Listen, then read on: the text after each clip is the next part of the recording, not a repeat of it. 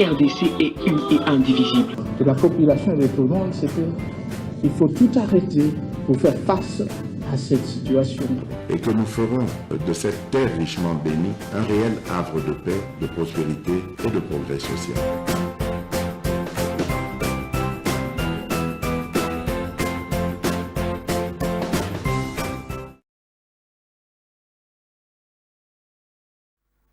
Beauté, merci. Comme prévu, pour le deuxième numéro na MKBZ officiel, Mikolo Belé, to Bandaki, ko Zelate. Donc, Mikolo yo to zongeli avec force. Tout ça toujours na etumba ya kozelaki bazuzi ya cour constitutionnelle ba luka lolenge nini ya ko zongisa ebonga na biso donc ce qui bandeko bazali penza vraiment na motema ya mawa, je crois bako comprendre etumba oyo biso to zali komene. Donc c'est pas un combat, il y a un intérêt personnel, c'est un combat pour la vérité. Vous allez réclamer siège na biso la députation nationale oyo neve ya bati lukwebo kombo na ye Emmanuel bati basime azui siège na biso azalina 200 voix Médard Kankolongo 4000 voix nazali tête de liste, mais je n'ai pas compris comment cette injustice est salie parce que ngai nazali famille pauvre et que ndeko wana yazali famille bati Kadima a nommé, bien sûr, il a lui-même dit que son nommé élection, Banoumakabatoute, élection, ils allaient qu'à pouvoir, il y a peuple dossier, ils ont un cours constitutionnel, Bati, à Salakignon, son poids, puis Melabiso, mandat, pour tout qu'il ne saisir cours, à Yebaki, Oyoye, à Salim, mais, Bisotoke, nous comptons vraiment, n'appui topé, volonté, il y a bazouzi ya cour constitutionnelle natine ete batala lolenge nini bakoki ko pesa biso makasi nanzela ni owana. Donc nous on est prêt, on travaille tozolandela lolenge nini makambo mazali koleka l'actualité ezali comme na yebisaki bino tokobeta lisolo Congo des complots en un complot. Banani bazali ba vrai patron, il y a makambo ezoleka maintenant na est la République démocratique du Congo. On nous parle maintenant John Numbi ombre naye ezali ko zala kuna sima ya koyoka perte oyo nos forces armées via technologie oyo tozu ko imposer ba rwandais. Alors la langue comme que c'est délié John Numbi on l'avait souligné mais que azalaki pe na baruchuru kuna mais ya boya qui ko s'afficher publiquement na ba vidéo celui qui s'est affiché azalaki d'abord Corneille Nanga marié pe kozala appuyé na elenge moko Adam Chalwe aya rejoignaki Bango. Alors, il y a beaucoup de vérités et bandi kobima maintenant tokobeta li solo yango toyeba vraiment ezali pasi maye mazoleka na mboka na abiso. Pourquoi famille ya nanga bazo crier que bazo menacer ezala bande konaye ezala ba parents naye bazo me retrouver na condition que bazali ko bloquer Bango mais quand même grand ce qui petit frère ya Corneille Nangaza gouverneur abimi alobi batika kotongisa papa batika kotongisa bandeko banda babota biso ata Kalashnikov toyebi ko beta te. Donc oyo bazali ko lokela biso batika biso kimia biso tozali na makambo ya Corneille Nanga ata moke te. Alors nyonso wana ekobetama une émission ya mokolo ya lelo parce que bozolanda biso ebele et nous osons croire que bozana kati ya partager ba lien ya émission oyo bato nyonso bazali ko yoka yango. Mais comme tolobaki toujours toko beta pe lisolo na mokolo ya lelo positionnement pour la primature Kamere apparemment bato bazo salela ye bloc. C'est lui qui sort maintenant. Ezali Oyo azalaki na équipe de campagne. Il y a Félix Tshisekedi qui s'appelle Akasia Bandobola, l'ancien ministre il y a économie. Yepé à son tour a pesi position na ye na sorti ya PSR a pesi position na ye na PSR ya ba Vital Kamerhe. Donc c'est-à-dire que awa azan équipe ya campagne mais na lobby si qu'on équipe wana na moni Tony Camp azali au représentant ya Fachi azan eloko wana. Moi je pense pas que Fachi azangi koyeba eloko wana. Alors maintenant là ça tire dans tous les sens. Zali maintenant au bundi sana c'est makambu ya positionnement. En tout cas, tu rebelles peu le solo ngo lelo toyeba ce qui est kozala wap mais lobi na pourquoi et banda qui ko circuler kaka na ba réseaux sociaux na réseaux sociaux où Félix a nommé informateur informateur ba nommé total aboye informateur nini ba nommé nzoka les informateurs il y a réseaux sociaux comme bonini wo Jacquemaine Chabani nde ba zo nommé par le président comme informateur. Alors ton abandi ko lokana butu ko tumtum soit kindelinga yeza vrai ordonnance signée. Ordonnance signée bazotanga te oba kotanga ngata ba mardi. Oh. Wana komile kambo mususu.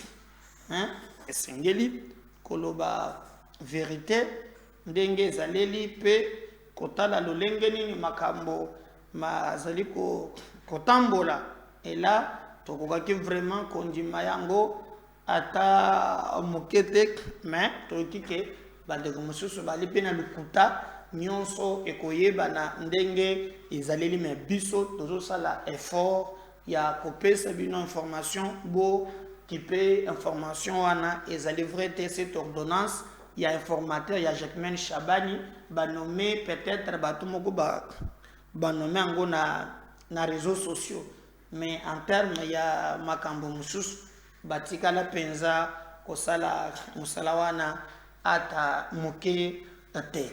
Voilà quand même quelques éléments autoko beta na mission mokolo lelo to banda na ya yambo comme na lobi toko beta li solo ya John Numbi bande konangai boyebi ke na moya lelo Joseph Kabila Kabange a kendaki ko présenter thèse na ye en Afrique du Sud. Alors directement na moni John Numbi akamati tweet na tweet na ye a tweeté alobi azali ko féliciter l'ancien chef de l'État pour na ba prouesse na ye pour na makambo sali pour na monde et il pense encore que Kabila est indispensable à vie makambo oyo ye asali pour na Congo makambo belé autour na yango alors que na yebisi bino ke John Numbi atambolaka na bamboka oyo misato Tanzanie, Afrique du Sud na Zimbabwe. Na yebisaka bino kala avant même John Numbi abima pour le lobato bazo kamo qui à l'époque Zoé leki ya Kabila alingaka bima na mboka oyo bakangaka ye na aéroport parmi même ligne de cause oyo esalaki ke Kabila se radicaliser bobike babengaki ye awa na aya na prestation de serment alobi ke akei ko sala thèse na ye invitation etali ye te. Alors déjà il s'est préparé quelque chose.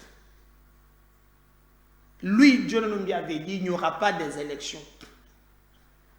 Et en parlant, il a même dit que l'armée na biso a sengi ba généraux, ce qui est vrai. Monto akoki ko wanga na yango azate. La plupart ya ba généraux bazan armée na biso. Mukende bazan na loyauté 100% na armée. Mais la plupart, ils ont dit bah Rwandais, au bas respectata bah échelon te, bah kenda ki mbala moko, comme à tabagrade. Na système il y a mixage na brassage. Et n'oubliez pas que mon to facilita bango tachwana aza mon to mususute si ce n'est que John Numbi. Et quand il parle maintenant que non, ba généraux bazala vraiment na likambu ya kobanga te hein baluka moyen ya hein koluka par tous les moyens basala, c'est que cela montre à quel niveau implication de bango bazana kati. D'ailleurs Chiwewe, notre chef d'état-major azalaki clair alobi ke oyo ezali armée tozana ngote. Ata kosu ya pamba loyauté zéro, la plupart bamemake pas Kagame. Et John Numbi, dans sa folie, il a pensé que c'est la facile, que Bameka, qu'on renverser le régime, Nanzela y a coup d'état. L'église catholique a reculé parce que impliqué qui est dans les Cambouas. Bolanda qui, comment, chaud la lobaki. Il faut seulement encourager Abima, Baramunion ceci. Mais que la dynamique interne, Bisoba Moussous, travailler Ming Syriango. Et aujourd'hui, aux yeux de tous, Bomoni comment Batoana, Zali vraiment na Soni, Zali Penza Koyo, Canaliso sous terre. Et sur ce chemin, nous pensons que les Zali Moussala, o esengeli biso banso totele mapona kopesa mboka na biso makasi. Mais nous voyons comment bazoko saka batu bazora kontaka ba bêtises alors que le problème du Congo est clair. Donc pour retenir que John Numbi azo activé na kati ya armée comment batu bakose la défection parce que le vrai il y a biloko besoin le Cana Est, il n'est pas impliqué na kati. John Numbi est impliqué na kati. D'ailleurs, il s'est déplacé lui-même à Kendaki Kuna, les informations tozwat, bafandaki, basololaki, et c'est lui maintenant qui est en train de recruter bakabiliste dire. Et quand vous regardez dans ses tweets, dans ses dires, éloge yazo sala na Kabila, et zola que ça clairement le schéma oyo bâti en place pour déstabiliser Mboka na biso. Mais comme vous le savez, le pouvoir aussi vient de Dieu. Yé na bibembe oyo biso ba congolais tozo continuer ko tanga ti lelo, je ne vois pas quelqu'un vraiment koya lisusu koko saba congolais. Soki botali bomoni soki nanga kufi soki akufi ya soloté. Est-ce que aza responsable lorsque ba Rwandais baye na kan ya ba réfugiés ba civil na bana nike bakamati bombe ba boîte bana bakufi ba mama bakufi ba papa bakufi. Mais il y a des gens qui prétendent pour le pouvoir, Babata Manabatouane, c'est très grave. Et là, John a confondu parce que plan na bango ezali ko avancer te, malgré armée ezali infiltrée, mais il y a au moins ba Congolais moussous ba baza conscient ba boyi ko accompagner entreprise ou un criminel. Et là du coup, à en difficulté, il ne sait pas maintenant comment avancer. Surtout na montée il y a Bawazalendo. Vous avez vu comment même pour la kokunda bato oyo bakufaki, il y a même un général autoprogrammé, il y a ba Rwandais oyo appelle ça qui ordre pour larguer bombe wana, les informations batindeli ngai akufi pe lobby ba bete licence kaka na lusu na Bawazalendo et il est mort. Alors dynamique wana en dehors seulement y a armée, il y a des patriotes au bazali ko résister et ils allaient coller que ça Numbi Dion na Kabila et les autres qui est pratiquement impossible schéma bango bamoni qui a pété bâti en place et réussir au jour d'aujourd'hui tozo yebate soki nanga c'est qu'azana blessure moko grave, peut-être mettons entre parenthèses, mais il avait promis que bakotambo latina Kinshasa selon ye en tout cas les bosso loko ezala quitté bakokende tina Kinshasa. Mais vous avez vu comment Azul lubilu nono anto mukato ye wana soit akufi soit azana blessure et Dieu ne nombi situation na bango c'est-à-dire que s'améliorer. Vous savez que même dans ces déclarations en tout cas ndenge bazokende bakoya po ba punir ba oyo bakatange que lui pense que ba trahisaki. Et là vraiment makambo ezali ko se dessiner ba congolais ba sengele bayeba ke mboka na bango ezali menacé. Le président avait dit ce qui va bête licence à Kobengue sa congrès et à lancer guerre. C'est que tout le monde bazose la lelo. Tout le monde a vraiment guerre wana ndegeni et ko salema ba congolais bazala simaya armée na bango pour être toluka ndengeni ya ko défendre. Donc John Numbi notre entreprise criminelle basée en difficulté, mais comme je vous avais dit, c'est lui aussi qui est dans cette histoire. Beaucoup de épargnés l'ombre de Joseph Kabila et plané pena Bulokoan. Donc les éléments Kamomoko y a passe et là nous pensons que nous encourageons même Bilengue oyo bazali kota na armée va servir.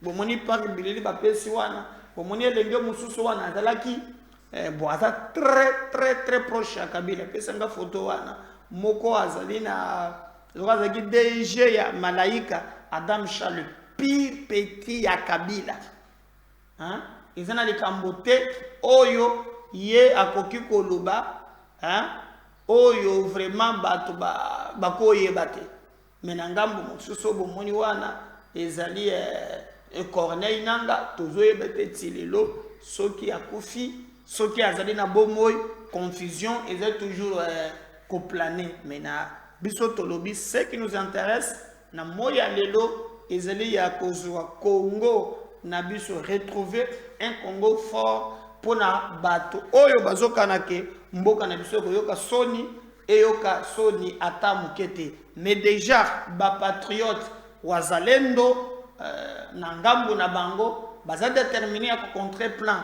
il y a John Numbi baza na déterminé il y a ko barrer plan na Joseph Kabila baza déterminé il y a ko barrer plan na Corneille Nanga déjà na ba sorti na bango bazo marché moté pour na bango bazali ko apporter soutien na Tshisekedi surtout na réélection na ye pe bazo kwa ki na nyonso na Félix Tshisekedi à côté kala na même logique pour permettre que mboka na biso ekende eliboso sinon pas le reste et kozala kaka biso moko ba congolais tozali ba complice. Et d'ailleurs biso tozali encourager bango na musala bazo sala ya mabele parce que eloko eleki ko batela mabele ezate pe bezo radio te na lingi tolanda représentant ba wazalendo de ce qu'il dit comment il fait ce qu'il dit et on va revenir juste après pour continuer avec notre émission. Moi c'est Jules Moulumba, je suis le communicateur des volontaires pour la défense de la patrie. Je viens devant l'opinion nationale et internationale présenter mes sincères félicitations à son Excellence, Monsieur le Président de la République, Félix Tshisekedi Tshilombo, pour sa réélection à la tête de la République démocratique du Congo avec un score jamais réalisé, notamment 73,34%. Ce score reflète l'engagement et l'attachement du peuple congolais à la souveraineté nationale et internationale économique, politique de notre pays. C'est le score que pouvaient réaliser les héros nationaux qui sont morts, notamment Kimpa Vita, Simon Kibangu, Laurent Désiré Kabila, Baouma Mbamba, Mbuja Mabe, Mamadou Ndala Mustapha, Bikweto, Chikombo Gisle, tous morts, n'est-ce pas, pour la défense de ce pays. Nous les rois alénos, résistants patriotiques, appelés autrement dit VDPRDC, réitérons notre engagement à accompagner les chefs de l'État dans l'accomplissement, n'est-ce pas, de vœux le meilleur pour ce Congo que nous rêvons tous grands, forts et prospères au cœur de l'Afrique. Nous présentons nos sincères félicitations, nos sincères remerciements au peuple congolais qui a élu massivement ces grands mousalendos de la République démocratique du Congo et nous leur souhaitons meilleurs vœux de l'année 2024, que ce soit une année de libération totale et définitive de notre pays. Je dis et je vous remercie. Moi c'est Jules Moulumba, je suis le communicateur des volontaires pour la défense de la patrie.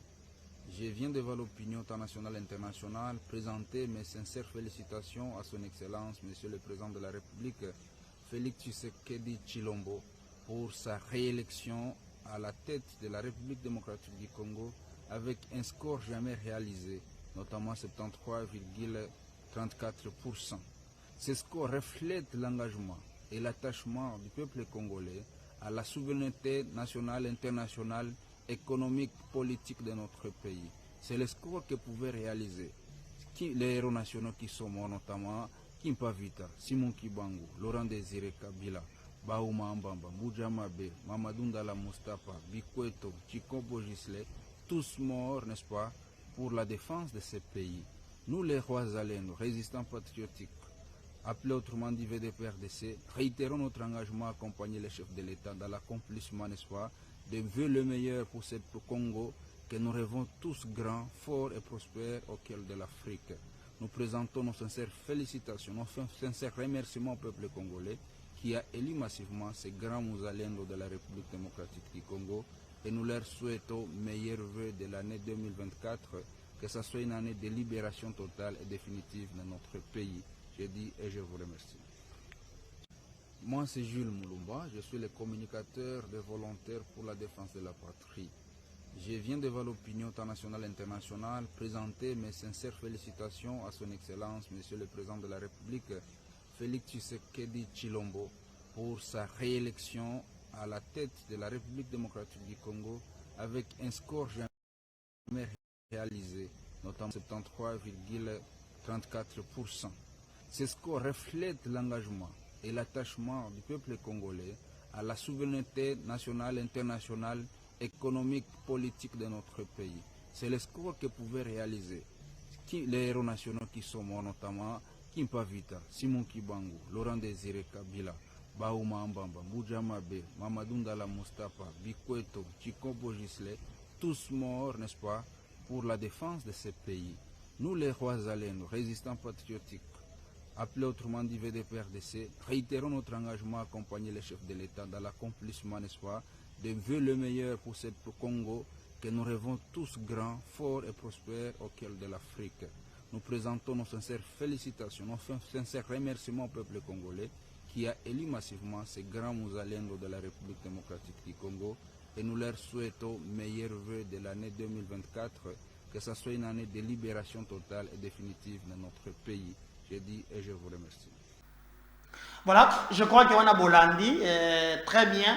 Ezali ndenge bato bazali kopesa la ba position mais biso tozali vraiment encourager ba wazalendo mais bombe oyo ba bomba boaki ezalaki na mweso na zu villageois na bien mweso ba criminel wana ba yaki bandeko na ngai ba talibana bazali na ba ndako na bato nyonso et le criminel ba yaki ba larguer bombe wana ebomaki ba civil ezali na mweso mais moto ape saki parce que MKB officiel ezali vraiment kolukela bino information c'est ça mosala bananga na badam chalwe oyo bazali vraiment kosala ziko s'associer na bato bazo boaka bombe na ba civil obike katombi a répondre bemba lobaki ayembaka hymne national lokola perogete ayembaka ngona motema moto ayembaka hymne national akosimba manduki te akende koboma bandeko na ye. Alors quand je vois encore aujourd'hui ndenge tokufi mais il y a des inconscients qui accompagnent les Rwandais baba bandeko na bango eza makasi. Alors les colonels criminels terroristes oyo apesaki ye wana kombo na ye Ezekiel voilà qui a donné l'ordre de bombarder les habitants de Mweso. Alors babomiye pe bawazalendo bafil tala bakomba bazalaka nango Ezekiel Karuma balongoli Karuma Roger balongoli balamoko kombo komi Ezekiel. On a même dit que bon mon ambassadeur na biso to salaki na ye awa comment il s'appelle encore dondi Rwandais ça là te expliquer comment Vincent Karega ndeko na ye pe soki grand frère na ye propre akufi pe na frappe ya ba drone wana mais le colonel wana bozo mona colonel soki autoprogrammé Ezekiel comme ezaka ya Bible même Azarias pasteur chaque année ateyaka mboka na ngamba ouais donc ye wana moto apesaki ordre ba bombarder les habitants à Mweso ba civil ba kufi mais bazalaki enterré na sécurisation ya ba wazalendo ba vrai patriotes oyo bazali ko salake mboka na biso ekende ya solo na lolenge makambo mazaleli. Donc to pesi bango makasi to ebisi bango likambo ya kobange ya lite to simba na maboko to défendre mboka oyo ba tikeli biso mboka ya bakoko. Le Congo a besoin de nous. Moto mokote akoki koya po te aluka ndenge nini akoki ko déstabiliser biso terre to sala manso po te mboka na biso ekende liboso pe na nzela owana nde tokoyeba ndenge nini tokoki ko défendre intégrité territoriale ya mboka na biso kasi makasi na biso na ba congolais oyo bazali ko se distinguer na ko bondisa banguna. La guerre n'est pas seulement il y a est mais la guerre ça peut la guerre il y a positionnement oh tout toi que je m'y mette. Vital Kamera c'est là qui police de circulation routière PCR banda sali et lukeliye bitumba makasi to balobi oya sali ezali kaka poa luka ebonga. Alors poa luka bibonga à se positionner. Mengana lobaki je ne vois pas comment bato bakolo bakaka naye aussi longtemps que na nini wana na moni pe au représentant il y a Félix Tshisekedi ya zawana Tony. Alors je ne vois pas pourquoi on doit s'agiter. Alors maintenant c'est lui qui revient encore na dossier wana ezali membre ya campagne ya équipe ya campagne ya Félix Tshisekedi bazala kimi balie bandobula na Jacquemaine Chabani. Alors lelo na ba élément tozanango bokotala ndenge nini yepe azali ko lobela maye matali PCR. On revient juste après. Mais au-delà de ça, nous sommes un grand ensemble, l'Union Sacrée, qui a accompagné le chef de l'État avec l'équipe Team Fati. Mais au-delà de ça, nous sommes un grand ensemble, l'Union Sacrée, qui a accompagné le chef de l'État avec l'équipe Team Fati 20, qui a accompagné le chef de l'État à sa réélection, qui a cru en la vision du chef de l'État pour un changement, pour un Congo qui sera réellement retrouvé. Alors, nous avons accompagné le chef de l'État pour sa réélection et nous sommes un ensemble qui, en réalité, devrait se reconstituer, se consolider. Alors, faire des groupuscules dans ces grands ensembles serait évidemment, à mon sens, à mon avis, fragiliser l'ensemble. Mais au-delà de ça, vous savez, nous sommes en politique, hein, nous avons gagné les élections. Chacun a ses calculs aussi. Hein. Voilà, c'est aussi ça. Mais moi, je pense qu'en politique, il faut éviter la gloutonnerie politique. Il faut juste servir le peuple. Dans toutes les actions que nous pouvons poser en tant qu'acteurs politiques, il faut voir l'intérêt du peuple là-dedans. Si l'intérêt du peuple y est, alors allons-y. Mais si l'intérêt du peuple n'y est pas et que les gens commencent à faire des calculs politiciens et de manœuvres, comme vous le savez, là, ça n'engage qu'eux-mêmes. Parce qu'au-delà de ça, nous sommes en démocratie. Les politiques, les amis ont le droit également de se réunir, de se retrouver, de discuter sur leur avenir politique, sur leur positionnement politique. On ne peut pas leur interdire. Donc, c'est leur droit le plus légitime de le faire. Mais au-delà de ça, ce que moi, je demande, est-ce que nous puissions consolider ce que nous avons pu avoir pendant la conquête du pouvoir. Et enfin, le président a le droit également de nommer un informateur pour également voir et, on va dire, recalculer cette réelle majorité. Mais en attendant, nous avons encore des dossiers à la Cour constitutionnelle. Nous devons attendre que la Cour constitutionnelle statue de manière définitive pour qu'on sache identifier cette vraie majorité qui est avec les chefs de l'État qui ne l'est pas. C'est de cette manière-là que nous pouvons avancer. Donc, finalement, bon, après, les gens ont le droit de faire ce qu'ils veulent. Hein, quand ça a il été une s'agit surprise ou on s'attendait à quelque chose de... On voyait venir une telle démarche? Bon, la gloutonnerie politique dans cette classe politique n'est pas quelque chose, n'est-ce pas, on ne va pas dire que n'est pas absente, hein. Mais après, moi, personnellement, hein, là, je parle à titre personnel, je n'ai pas... Mais au-delà de ça, nous sommes un grand ensemble, l'Union Sacrée, qui a accompagné le chef de l'État avec l'équipe Team Fati 20, qui a accompagné le chef de l'État à sa réélection, qui a cru en la vision du chef de l'État pour un changement, pour un Congo qui sera réellement retrouvé. Alors, nous avons accompagné le chef de l'État pour sa réélection et nous sommes un ensemble qui, en réalité, devrait se reconstituer, se consolider. Alors, faire des groupuscules dans ces grands ensembles serait évidemment, à mon sens, à mon avis, fragiliser l'ensemble. Mais au-delà de ça, vous savez, nous sommes en politique, hein, nous avons gagné les élections. Chacun a ses calculs aussi. Hein. Voilà, c'est aussi ça. Mais moi, je pense qu'en politique, il faut éviter la gloutonnerie politique. Il faut juste servir le peuple. Dans toutes les actions que nous pouvons poser en tant qu'acteurs politiques, il faut voir l'intérêt du peuple là-dedans. Si l'intérêt du peuple y est, alors allons-y. Mais si l'intérêt du peuple n'y est pas et que les gens commencent à faire des calculs politiciens et de manœuvres, comme vous le savez, là, ça n'engage qu'eux-mêmes. Parce qu'au-delà de ça, nous sommes en démocratie. Les politiques, les amis ont le droit également de se réunir, de se retrouver, de discuter sur leur avenir politique, sur leur positionnement politique. On ne peut pas leur interdire. Donc, c'est leur droit le plus légitime de le faire. Mais au-delà de ça, ce que moi, je demande, est-ce que nous puissions consolider ce que nous avons pu avoir pendant la conquête du pouvoir. Et enfin, le président a le droit également de nommer un informateur pour également voir et, on va dire, recalculer cette réelle majorité. Mais en attendant, nous avons encore des dossiers à la Cour constitutionnelle. Nous devons attendre que la Cour constitutionnelle statue de manière définitive pour qu'on sache identifier cette vraie majorité qui est avec les chefs de l'État qui ne l'est pas. C'est de cette manière-là que nous pouvons avancer. Donc, finalement, bon, après, les gens ont le droit de faire ce qu'ils veulent. Hein, quand ça a il été une s'agit surprise ou on s'attendait à quelque chose de... On voyait venir une telle démarche? Bon, la gloutonnerie politique dans cette classe politique n'est pas quelque chose, n'est-ce pas, on ne va pas dire que n'est pas absente, hein. Mais après, moi, personnellement, hein, là, je parle à titre personnel, je n'ai pas... Mais au-delà de ça, nous sommes un grand ensemble.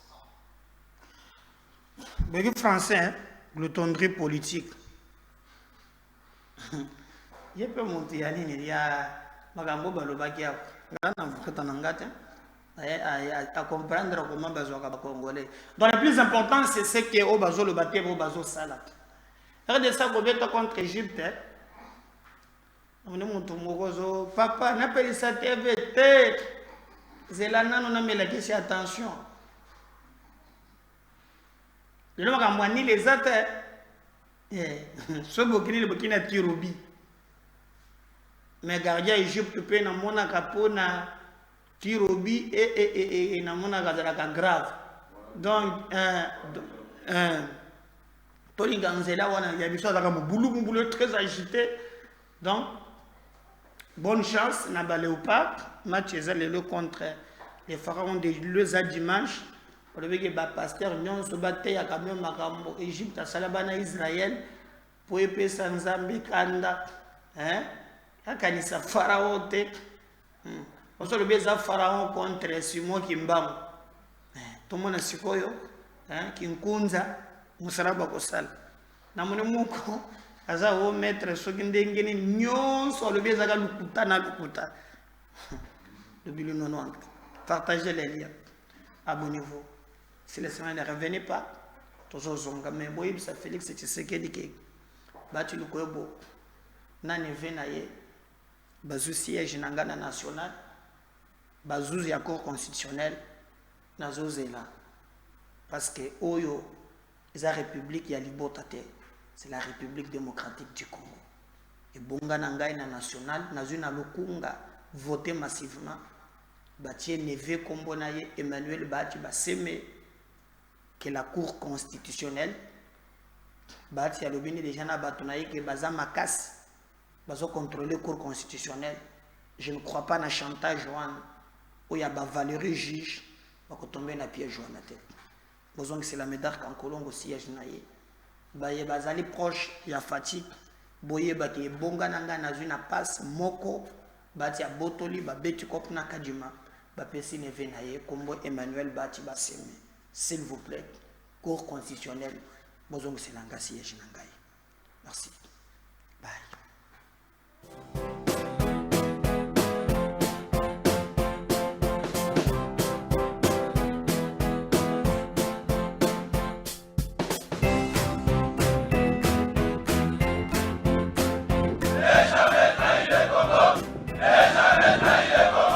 La RDC est une et indivisible. De la population et de tout le monde, c'est qu'il faut tout arrêter pour faire face à cette situation.